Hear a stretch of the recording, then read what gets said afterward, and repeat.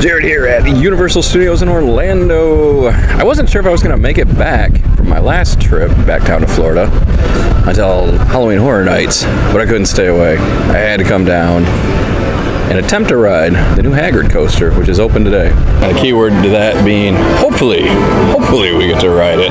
It is a 300-minute wait currently, and there are storms heading in. Hey, look, it's is that Sam's friend and the Grinch? Anyway, what I was going to say is the thought of a 5-hour wait to ride Hagrid's is not really appealing. I mean, can you imagine waiting 5 hours for a ride? I'd be even more upset when it was over in 20 seconds. And here you go. You're probably wondering why I'm not in Hogsmeade. Well, because the line currently starts in the Lost Continent for a 5-hour wait. Okay, we've got a new strategy. Here's what we're going to do. We asked what time they're going to stop letting people get in line, and they said 7. So we figure we're going to come back around then and get in line. And then, you know, even if we have to wait 5 hours at that point, we're not wasting any park time.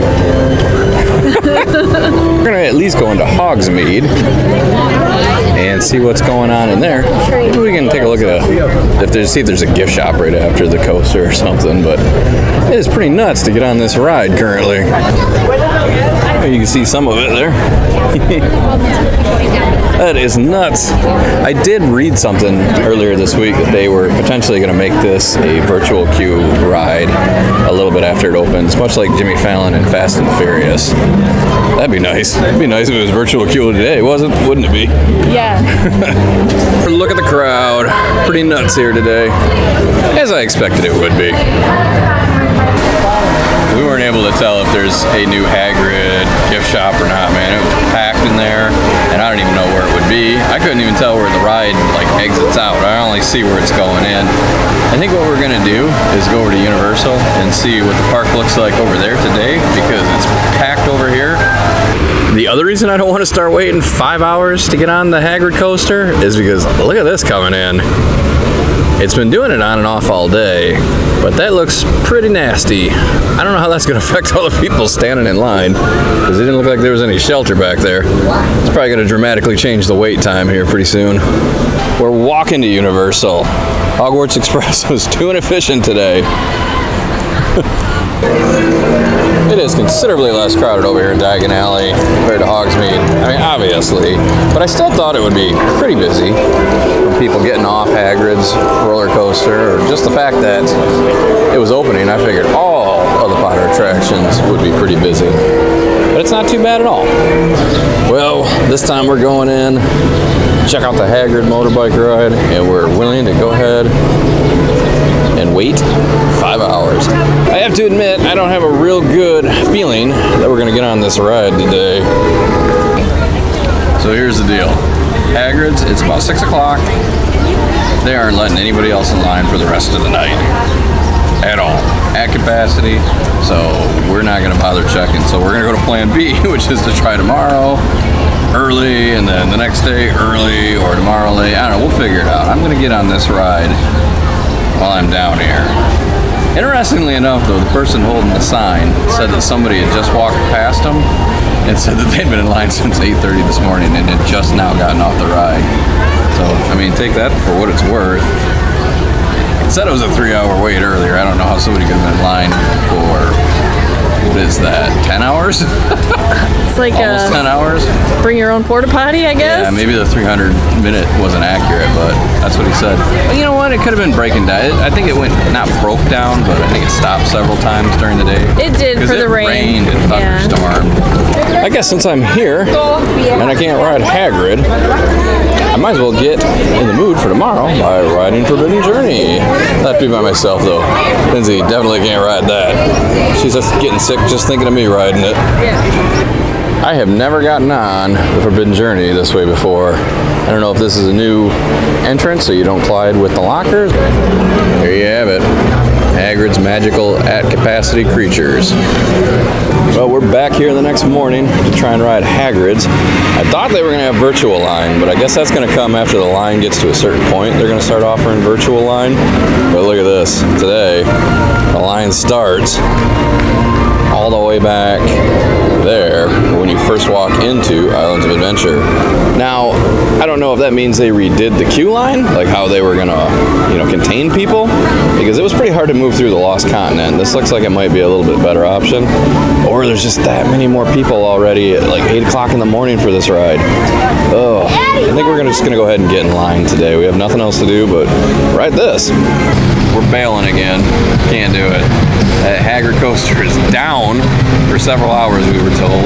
Plus, we were told where we were standing in the line anyway. It was a 7-hour wait. So you figure that on top of the delay. I don't know that anybody's gonna ride Hagrid's today. You know what I mean? And I asked about the virtual queue because it's delayed. At this point, they're not even gonna do the virtual queue, so you still can't get on the app and get that yet. So. Yeah, she seemed confident that the ride would open today, but with all of that, several hours is what, 2-3 hour right? delay? I mean, and we actually got out of line like an hour and a half ago, 2 hours. Yeah, and it's still closed. And it's still closed. Hey, we are attempting. I don't know, what is this? Attempt 4 or 5? I've lost count. All right, there we go. Day 2. We attempted to get in the line. It's not even 4 o'clock. And there you go, at capacity. We asked the lady holding the sign. She said, nope, no more for the entire day. They're done. Out of luck. We have one more shot at this ride tomorrow morning, and it's not looking good. I can't really see. I can't see us, so we're just gonna guess. I'm gonna pretend I'm looking at the camera. I don't know if I am. But we're gonna be able to end this video on a happy note, because we were able to finally ride Hagrid's. What is it? The actual name of it? Hagrid's magical creatures. Something with Hagrid and a bunch of creatures. They may or may not be magical. But we did get to ride it. But we had to get up at the break of dawn and get to Universal like an hour and a half before Islands of Adventure opened. And even at that point, it was still packed. Like there was still a huge line to get into the park. But luckily, we only waited. Once the ride itself opened up, we only waited an hour and 40 minutes because we did do single rider. We weren't gonna do it. We were gonna go ahead and wait. When we got up to where you kind of like go into where the official queue line will be when it's not, a 10-hour wait, when everybody in Florida and the rest of the world isn't trying to ride it the same day, when it's just normal park attendance. When we got to that point of the ride, they said it was 3 hours. We were like, all right, well, I do want to see all the queue line because it's a new ride. And I hadn't seen anything on the ride, no point of view, no queue line walk. The only thing I'd ever seen of it is the little construction updates in person that I've seen, the times that I've been here, when I've gone and looked at it myself, just to see the progress on the ride. So I wanted to see the queue line. But we got in, as soon as we got to that part where they were like 3 hours, I started to get like a stomach ache. And I was like, I don't think I'm gonna make it 3 hours, and I'm gonna have to get on a line, and then I'm gonna have to go back in line. And it was a 480-minute wait when the ride opened.